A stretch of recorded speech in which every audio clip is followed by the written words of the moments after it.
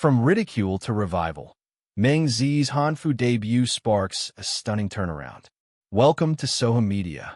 Today, we're diving into one of the most talked about costume reveals of the season.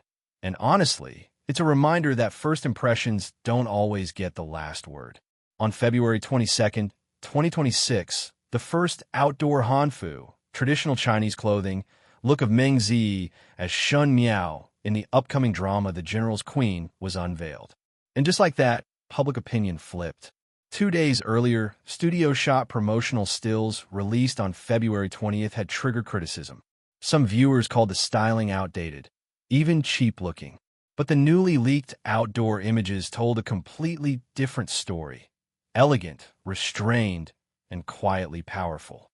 In the new photos, Shun Miao appears in a light blue ruchuan, a traditional Han-style dress, layered in the classic three-garment structure associated with the Qin and Han dynasties. Jade hairpins and a matching jade belt complete the look, reflecting authentic Western Han aesthetics. There's no exaggerated fantasy filter, no overdone white fairy veil, effect common in recent period dramas.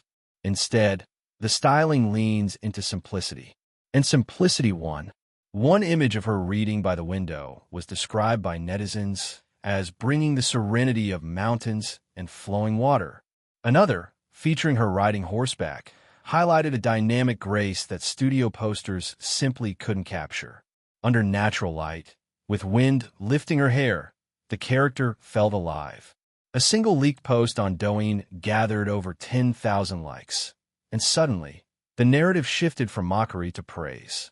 The simpler, the more beautiful, some commented. Others called it a genius restoration of Han Dynasty family drama aesthetics. But costumes alone don't create momentum. Performance does. At 31, Meng Ziyi faces the challenge of portraying Shun Miao from age 14 through her complex transformation. She reportedly slimmed down significantly to embody the youthful stage of the character. With almond-shaped eyes, a gentle smile, and nuanced micro-expressions, she conveys Shun Miao's early innocence. Yet when her gaze sharpens, you sense the duality, sweet exterior, calculating avenger within. That emotional contrast is the core of the character. Still, not everyone is convinced. Some fans of the original novel argue that Meng Ziyi's refined features differ from the book's description of Shun Miao as round-faced and delicate. They question whether her naturally elegant appearance makes her seem too mature, more like a married woman than a teenage girl. It's a fair debate. Casting adaptations always stir emotion, but supporters counter that presence and acting depth matter more than strict physical resemblance. After all, isn't interpretation part of storytelling? Another point of controversy centers on costume similarities.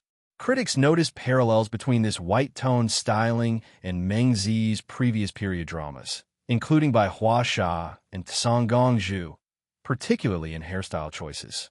Supporters, however, argue that the misty blue palette and Han-style jade accessories clearly differentiate this role from generic costume tropes flooding the genre. Beyond aesthetics, deeper concerns remain. Shun Miao's character arc demands serious range, restrained elegance during her rebirth phase, commanding authority in her revenge stage, and later, deep crimson cord attire reflecting political ambition. Iconic scenes, such as turning the tables with poison wine, will test whether Meng Ziyi can deliver psychological intensity, not just visual grace. Production risks also hover over the project. The drama's title reportedly shifted from The Vicious Queen of the General's Family to The Lonely Queen of the General's Family, leading some to worry that the revenge theme may be softened.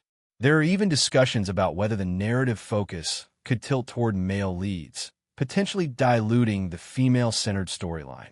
Budget rumors suggest a reduction from 500 million to 380 million yuan, and questions have been raised about the screenwriting team's experience with female-driven historical dramas. Yet here's the bigger picture. This costume reveal demonstrates something crucial about today's audience. Spectacle alone doesn't win loyalty. Viewers crave authenticity in clothing, in atmosphere, in character psychology. When promotional missteps are corrected with thoughtful aesthetic restoration and dynamic storytelling. Redemption is possible. So now the question shifts to you. Was the backlash premature? Can Meng Ziyi truly embody Shen Miao's layered evolution? And will this drama become a model for how historical productions reclaim credibility? We'll be watching closely. If you enjoyed this analysis and want more in-depth coverage of Chinese entertainment and drama trends, make sure to subscribe to Sohu Media on YouTube. Stay with us. The story is just getting started.